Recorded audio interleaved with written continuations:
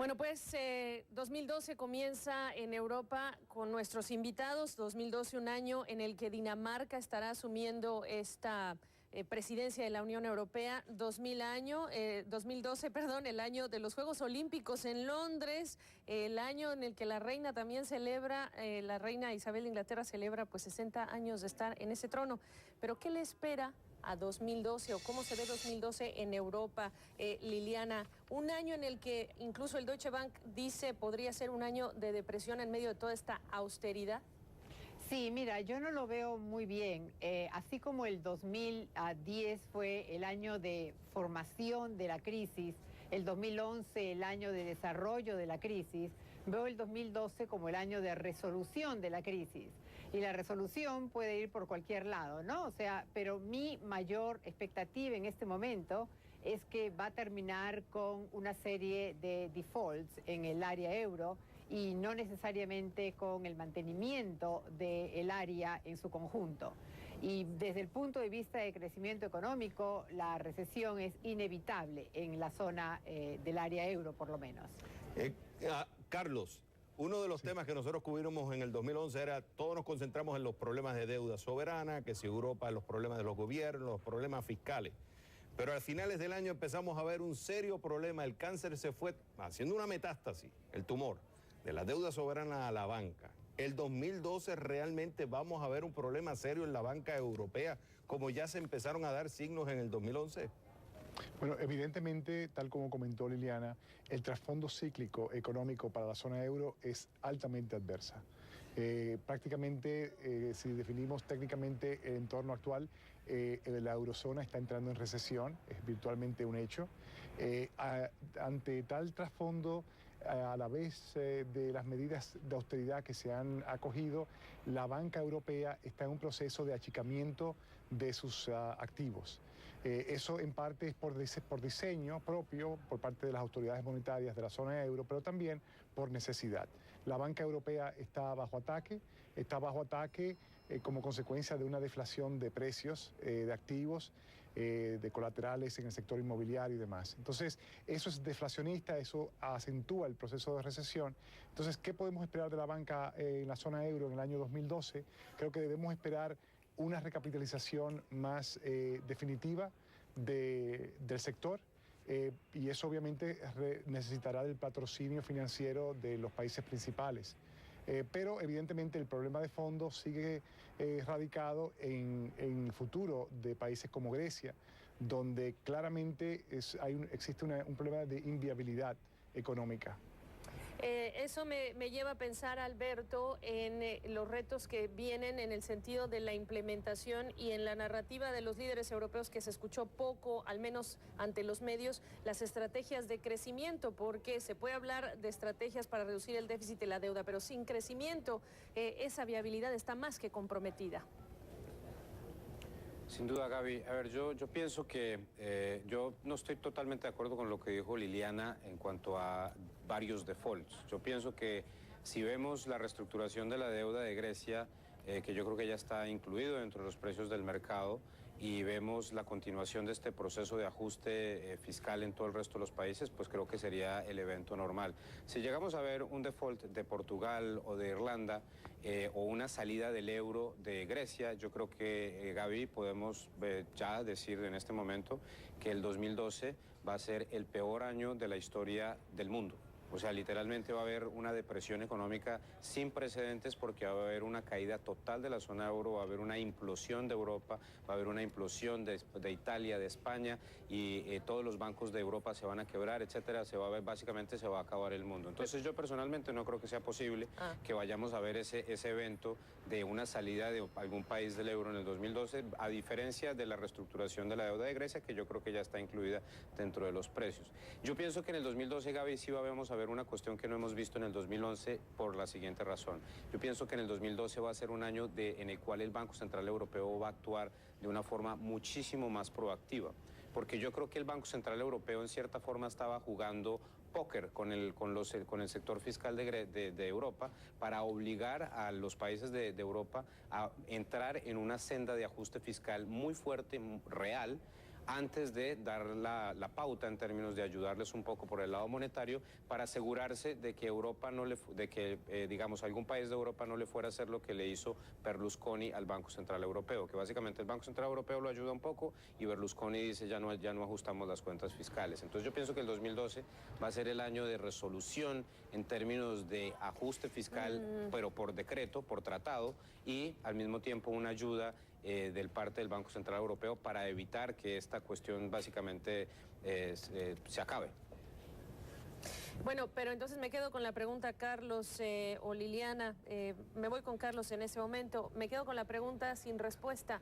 No se habló este año tanto de los retos que hay al crecimiento, va a haber reuniones otras tantas, después de las que ya se han dado por parte de los líderes europeos para atacar este otro reto, que es un reto mayúsculo, sin el cual se hace inviable de alguna manera lo que es la reducción de los déficits y por lo tanto también de la deuda. Y este lado de la implementación de las medidas o acuerdos que se lleguen a alcanzar después de la cumbre de Bruselas de mediados de diciembre. ¿Qué hay de la implementación y los retos al crecimiento? Sí, es un tema absolutamente esencial. La ausencia de crecimiento es lo que verdaderamente profundiza la crisis de la zona euro. En el muy corto plazo, ¿cuál es la realidad? De la manera como lo vemos. La realidad es que sigue existiendo una ausencia de medidas claras por parte de los gobiernos europeos para encarar el desafío del crecimiento económico. Entonces, los mercados, en su naturaleza de básicamente anticipar los movimientos de la economía, ¿qué es lo que está transcurriendo? Lo que está transcurriendo es que estamos viendo una caída importante en los precios de los commodities, estamos viendo en las últimas semanas una caída importante en la cotización del euro, el euro se está debilitando en relación al dólar y a otras monedas, y estas dos dinámicas de mercado, el debilitamiento del euro y la caída en los precios de los commodities, en cierta forma van a ayudar a acolchonar la caída o acolchonar un poco la caída en los niveles de actividad de Europa. Va a facilitar un poco las perspectivas de crecimiento para Europa, obviamente no de fondo, pero sí para el corto plazo. Liliana, eso es lo que vemos en este momento. Liliana, en el caso de la banca en Europa, que es la preocupación principal que nosotros vemos en el 2012, ya hemos visto señales de que no están encontrando suficiente dinero en el mercado porque el mercado no confía. Ya hubo señales de que los bancos franceses les está costando conseguir dinero. Ya salió un reporte que los bancos alemanes les está pasando lo mismo. Te pregunto, tú como banquera, ¿la solución va a ser el famoso bazooka?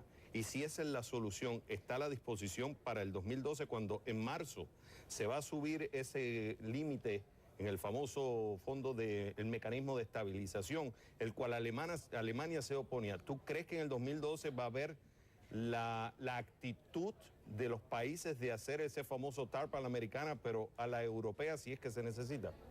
Mira, todos los países del mundo son totalmente conscientes de que si quiebra el sistema bancario, o sea, si hay un gran problema en el sistema bancario, simplemente no es viable el funcionamiento de la economía. O sea, todo el resto de temas, el crecimiento, el futuro, la prosperidad, todo lo que estamos hablando no tiene sentido cuando tienes una crisis bancaria mayor.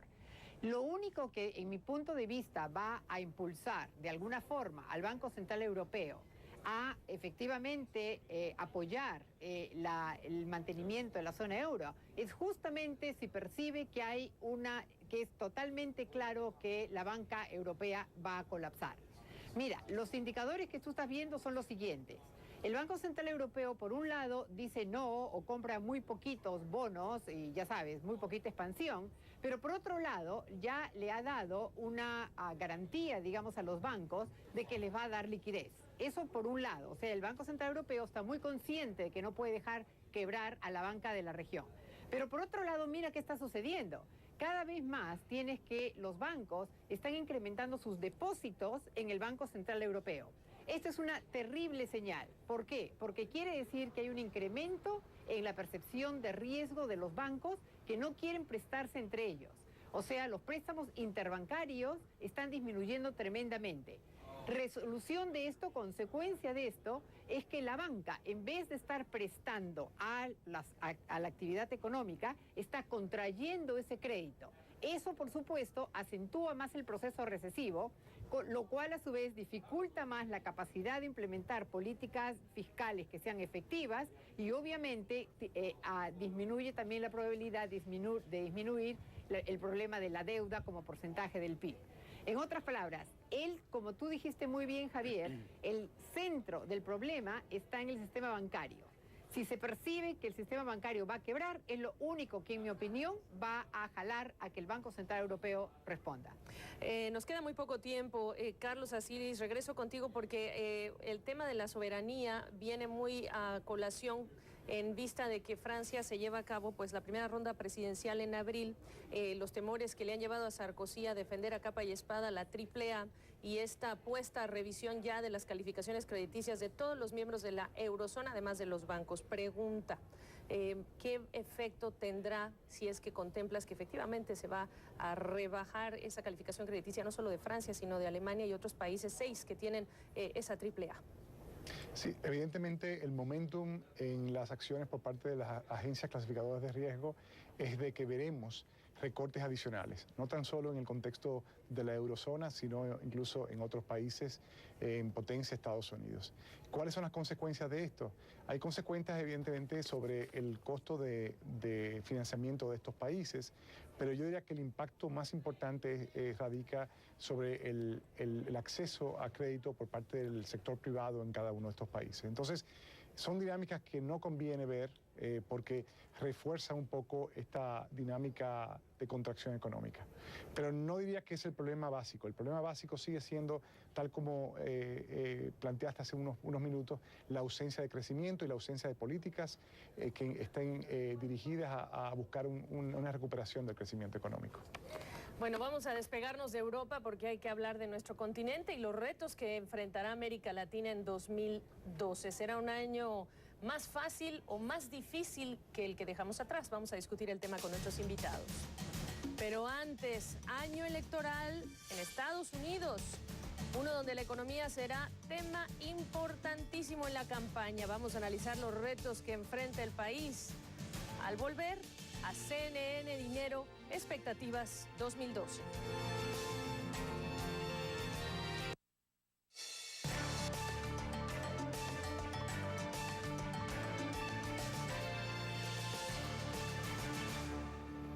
Seguimos con CNN Dinero Expectativas 2012. Esta vez damos un vistazo a Estados Unidos y lo que podría suceder con nuestros invitados Liliana Rojas Suárez, Carlos Asilis y Alberto Bernal. Bueno, Estados Unidos, la elección, las proyecciones que hay para este año electoral muy ocupado en 2012. Permíteme comenzar contigo, Alberto Bernal. 2012, un año electoral en una economía que no se ha recuperado en el empleo para empezar, que es el problema que ataca más a la sociedad, a los votantes. ¿Qué destacas tú del próximo año? Mira, Gaby, yo creo que, y te confieso que para mí ha sido una sorpresa extremadamente grata. Yo sinceramente no me esperaba lo que estoy viendo en los últimos meses, lo que hemos visto en los últimos meses en términos de los datos que han salido de Estados Unidos. La verdad sea dicha, no sé por qué, pero la economía de Estados Unidos se aceleró en una forma muy relevante en el cuarto trimestre del 2011. En Bultic estamos esperando que la tasa de crecimiento anualizada de Estados Unidos en el cuarto trimestre del 2011 esté por encima del 4.2% anual. O sea, es una tasa de crecimiento bastante positiva. Y esto lo comento porque es muy importante para comenzar a hablar sobre el 2012 por el impulso estadístico que implica esto para la economía dentro del 2012. Yo creo que hay dos cosas muy importantes en Estados Unidos antes de comenzar el 2012, que haya una aprobación de la extensión del seguro para el desempleo y de la disminución de los impuestos para los empleadores. Creo que esas dos cuestiones son muy importantes para evitar que el sector público entre con una, en inglés se llama un fiscal drag, con un costo importante desde el punto de vista fiscal que le disminuya la velocidad del crecimiento en el 2012 a Estados Unidos. Entonces, a pesar de Europa, a pesar de todas las cosas que estamos viendo, yo creo que es importante reseñar esto porque bajo los modelos que tenemos nosotros, si tenemos razón con el cuarto trimestre del 2011, muy seguramente Estados Unidos va a crecer alrededor de 2.7% en el 2012 y es una tasa de crecimiento muy respetable año a año y debería generar por lo menos 2.4 millones de empleos en Estados Unidos el próximo año y daría algo de estabilidad, digamos, en la economía mundial con la premisa obviamente ya incluida de que Europa muy seguramente va a estar en una recesión. Es cierto, Liliana, que el 2011 Estados Unidos dio muchos signos positivos a nivel económico y se están proyectando hacia el 2012, pero no hay que negar o quitar de la ecuación el tema político. Vienen unas elecciones que no se van a ver, que no se han visto en generaciones, donde el tema económico va a ser el enfoque principal, el tema del hablar del límite de la deuda, cuál debe ser el límite o la proporción de un gasto fiscal en un país. Pregunto, ¿tú crees que teniendo este escenario económico como lo ha puesto Bernal, de alguna forma la influencia política pueda llevar a disminuir ese crecimiento económico, como en menores inversiones, las empresas aguantadas sabiendo quién va a entrar en el Poder Ejecutivo en el 2013? Sí, completamente. El factor político siempre es determinante en el crecimiento económico. Nosotros efectivamente en el último trimestre hemos observado una recuperación en Estados Unidos, pero también hemos visto los índices de movilidad, de movimiento en la bolsa de valores fluctuando tremendamente, los cuales también tienen una representación sobre expectativas de inversión.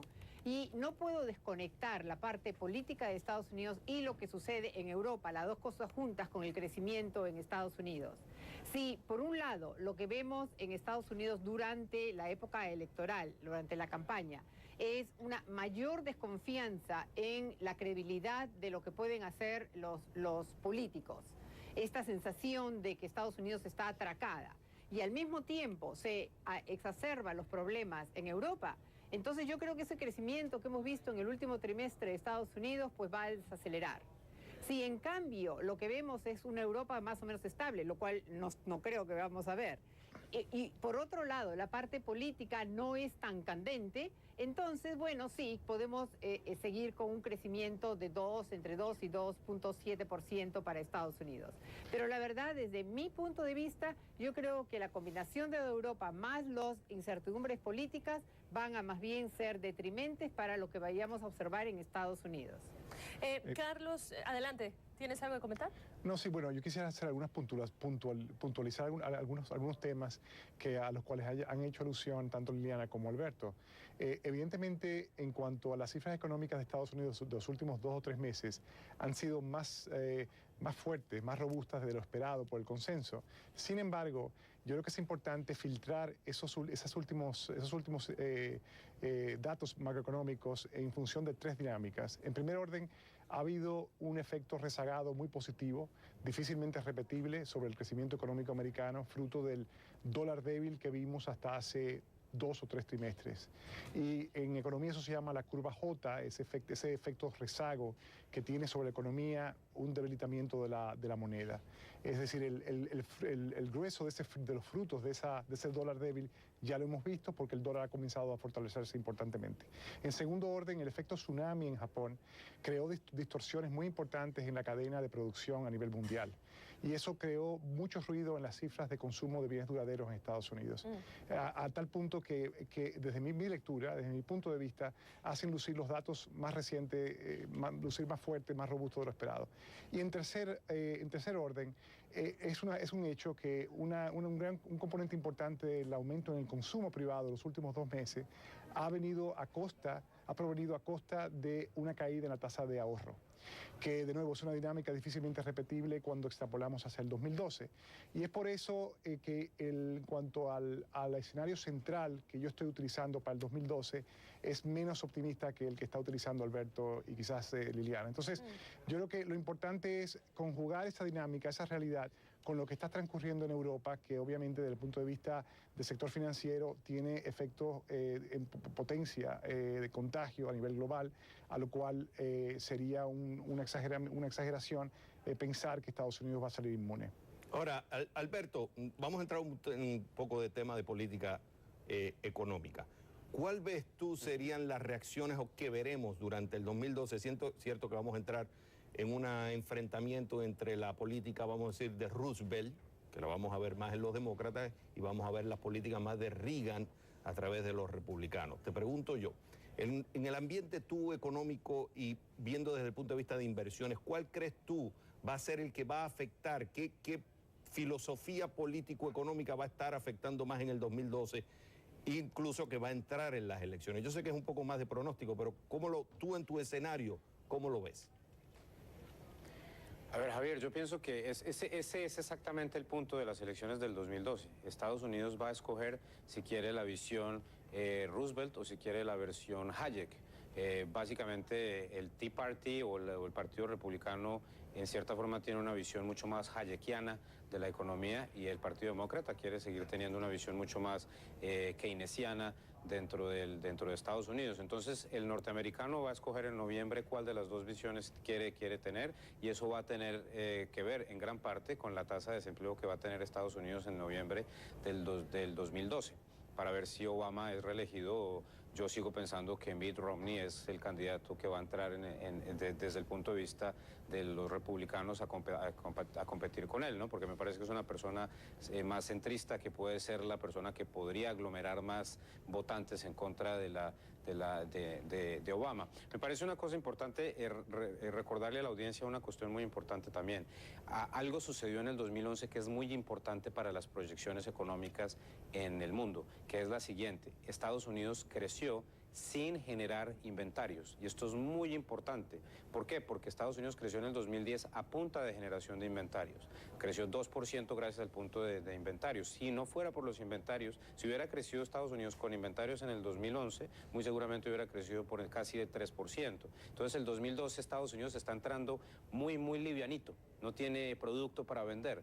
Entonces, asumiendo que no hay una implosión total de la economía mundial, que el desempleo de Estados Unidos no comienza a subir otra vez por X o Y razón, que yo sinceramente creo que es casi imposible viendo los números de nivel de productividad que tienen las empresas en Estados Unidos, yo pienso que va a ser un buen año para inventarios que te va a ayudar a generar mayor crecimiento en el país. Por lo tanto, Liliana, trasladándonos a la psique de los votantes acá en Estados Unidos, uno se pregunta si la lista de prioridades o la motivación para salir a votar de los estadounidenses en 2012, que quizás está modificando en vista de estos escenarios que ya han descrito, comparándolo con 2011, ¿con qué mentalidad, con qué idea va a buscar comprar o entender mejor y que le sea más atractiva al votante estadounidense para el próximo año? El votante estadounidense, independientemente del partido, la gran mayoría lo que está buscando es empleo y crecimiento económico. No está viendo absolutamente nada más. O sea, los temas de deuda de largo plazo, por ejemplo, que es un tema certero en Estados Unidos, ¿no? Tiene un problema de largo plazo de deuda, no de corto plazo. Ese tema saldrá también, se comparará con Europa, pero no va a ser relevante. Desde mi opinión, básicamente es empleo y es crecimiento y por lo tanto toda la discusión va a estar sobre qué se va a hacer con la política fiscal. Y entonces volvemos a la discusión de, bueno, ¿cómo hacemos para tener una política fiscal expansiva en el corto plazo, pero que al mismo tiempo se haga a través de qué? ¿De qué instrumentos, no? O sea, vas a poder incrementar, exacto, ¿qué? Impuestos o gastos, ¿no? Y yo creo que a partir de allí va a ser toda la discusión. Un punto importante es que efectivamente en este momento tenemos pedidos del mundo para que Estados Unidos incremente su contribución hacia la solución de los problemas en Europa mediante contribuciones al Fondo Monetario Internacional. Eso, por ejemplo, va a estar completamente fuera de la discusión del electorado, a pesar de que es un problema global y además sería una demostración de liderazgo de Estados Unidos. Pero yo creo que ese tema, que es, o sea, en otras palabras, los temas internacionales que en este momento son importantes para el mundo, no van a estar dentro de la discusión de política para ganar las elecciones, a pesar de que es una de las condiciones más importantes para que Estados Unidos pudiera seguir con un liderazgo que viene perdiendo. Está claro.